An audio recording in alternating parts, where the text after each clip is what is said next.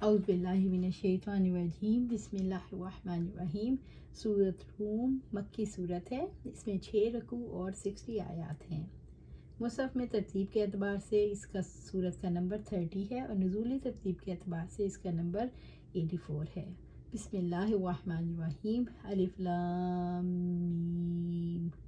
الف لام میم حروف مقطعات میں سے ہیں جن کے معنی کو اللہ ہی بہتر جانتا ہے۔ شیخ الاسلام ابن تیمیہ رحمۃ اللہ علیہ نے اول صورت میں ان حروف کے لائے جانے کی حکمت یہی بیان کی ہے کہ ان کا مقصد قرآن کریم کا اعجاز ثابت کرنا ہے۔ اللہ تعالیٰ کی کتاب انہی حروف سے مرکب ہے جن سے تمہاری گفتگو کے کلمات بنتے ہیں، لیکن پھر بھی تم اس سے ایسا کلام لانے سے عاجز ہو۔ کیا یہ اس بات کا ثبوت نہیں کہ یہ کلام الہی ہے؟ حافظ ابن کثیر رحمۃ اللہ علیہ لکھتے ہیں، یہی وجہ ہے جن صورتوں کی ابتدا ان حروف سے ہوئی ہے ان میں قرآن مجید کی عظمت اور اس کے اعجازی کلام ہونے پر زور دیا گیا ہے۔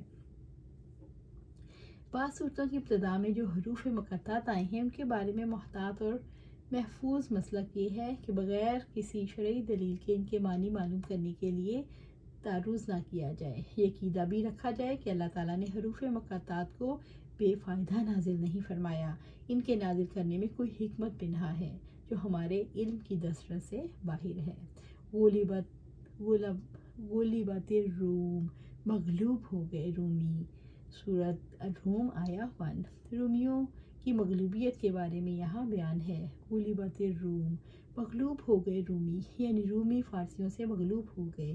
نبی صلی اللہ علیہ وسلم کی بعثت کے چند سال بعد جب اہل فارس رومیوں پر غالب آ گئے تب یہ آیات نازل ہوئیں۔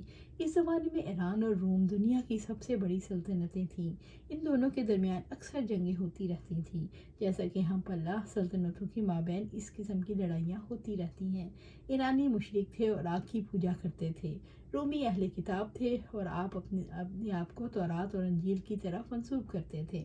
اہل فارس کی نسبت رومی مسلمانوں کے زیادہ قریب تھے، اس لیے مسلمان چاہتے تھے رومی ایرانیوں پر فتح حاصل کریں۔ چونکہ مشرکین مکہ اور اہل فارس شرک میں مشترک تھے، اس لیے مشرکین مکہ رومیوں پر اہل فارس کی فتح چاہتے تھے۔ فی ادنی الارض وهم من بعد غلبهم سیغلبون، قریب کی سرزمین میں اور اپنی مغلوبیت کے بعد جلد ہی وہ غالب آ جائیں گے۔ سورۃ الروم آیا 3۔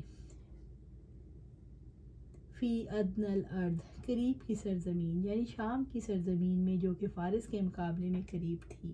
وَهُم مِّن بَعْدِ غَلَبِهِمْ سَيَغْلِبُونَ، اور اپنی مغلوبیت کے بعد جلد ہی غالب آ جائیں گے، یعنی فارس کے روم پر غلبے کے بعد جلد ہی روم فارس پر غالب آ جائے گا۔ ایرانیوں کو رومیوں کے خلاف جنگی کامیابیاں حاصل ہوئیں، لیکن انہیں مکمل فتح حاصل نہ ہوئی، بلکہ ایران سے ملحق بعض رومی علاقے ایرانیوں کے قبضے میں آ گئے۔ ان پر مشرکین مکہ نے خوشیاں منائیں اور مسلمان اس فتح پر بہت رنجیدہ ہوئے، تو اللہ تعالیٰ نے مسلمانوں کو آگاہ کیا بلکہ ان کے ساتھ وعدہ کیا کہ عنقریب رومی اہل فارس پر فتح حاصل کریں گے۔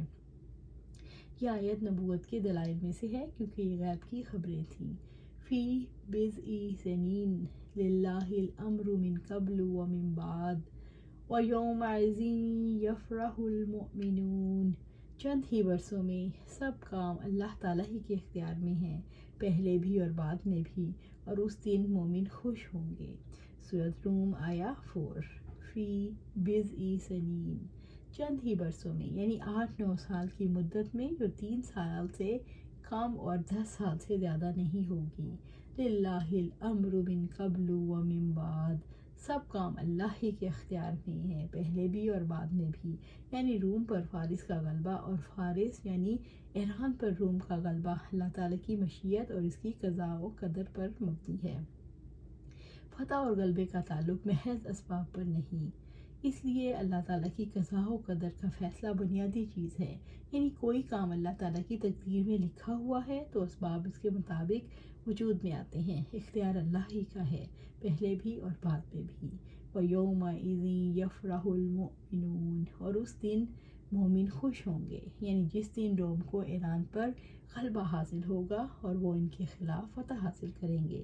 اس دن مسلمان رومیوں کی فتح پر خوش ہو رہے ہوں گے، اس دن مسلمانوں کو بھی خوشی نصیب ہوگی۔ رومیوں کا غلبہ जंग बदर के दिन हुआ, जिससे मुसलमानों को दोहरी खुशी हुई। अल्लाह ताला ने उसी दिन मुसलमानों को भी मुशरिकों पर गलबा फरमाया। एक तो अपनी फ़तह की मसरत, दूसरी अहले किताब की फ़तह की मसरत पर मसरत। अब्दुल्ला बिन अब्बास रज़ी अल्लाह ताला अन्हु बयान करते हैं, मुशरिकीन को ये बात पसंद थी कि फ़ारिस के लोग रूमियों पर गालिब आ जाएं, इसलिए मुशरिकीन और फ़ारिस के लोग दोनों बुत परस्त थे। मुसलमानों को पसंद था कि रूम के लोग फ़ारसियों पर गालिब हों, इसलिए रूमी अहले किताब थे। इसका जिक्र उन्होंने अबू बकर रज़ी अल्लाह ताला अन्हु से किया और अबू बकर सिद्दीक़ रज़ी अल्लाह ताला अन्हु ने आप सल्लल्लाहु अलैहि वसल्लम से। आप सल्लल्लाहु अलैहि वसल्लम ने फरमाया, वो यानी रूमी अनकरीब फिर गालिब हो जाएंगे। अबू बकर रज़ी अल्लाह अन्हु ने इस बात का जिक्र मुशरिकीन से किया। उन्होंने कहा, हमारे और अपने दरमियान कोई मुद्दत ठहरा लो, अगर इस मुद्दत में हम यानी फ़ारसी गालिब हुए तो हमको इतना देना, और अगर तुम यानी रूमी गालिब हुए तो हम इतना तुम्हें देंगे।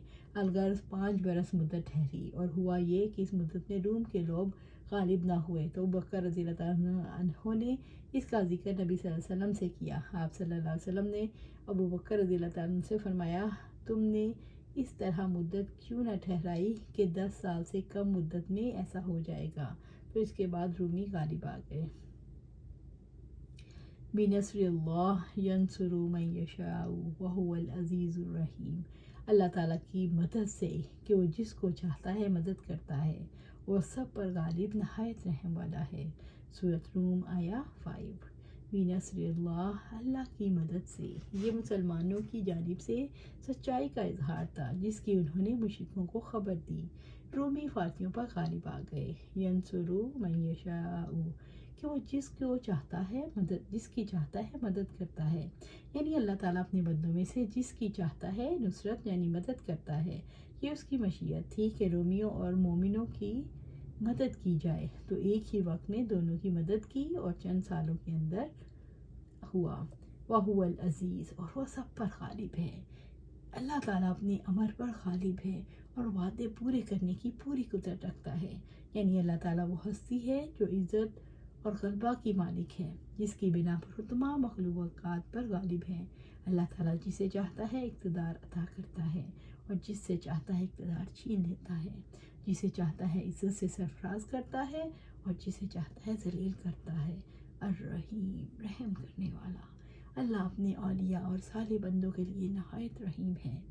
अल्लाह ताला ईमान वालों के लिए ऐसे इसबाब फराहम करता है जिसकी वजह से वो गालिब आते हैं और फतह हासिल करते हैं। ज़ुज्जाज रहमतुल्लाह अलैह कहते हैं, ये आयत इन आयात में से है जो दलालत करती हैं कि कुरान अल्लाह की तरफ से है, क्योंकि ये ऐसी खबर थी जिसने अभी वाक़े होना था, जिसको अल्लाह ताला के सिवा कोई नहीं जानता। अल्लाह सुब्हानहू तआला से दुआ है कि जो हम कुरान में पढ़ते हैं, कुरान और सुन्नत में पढ़ते हैं, अल्लाह उसे हमारे दिलों में जमा दे और हमें हमारी ज़िंदगियों में इसको शामिल कर दे। अल्लाह सुब्हानहू तआला हमें सिरात मुस्तकीम पर चला और हमें जन्नत के आला मकाम पर ले जा, जन्नतुल फिरदौस के आला मकाम पर पहुँचा दे। आमीन या रब्बिल आलमीन।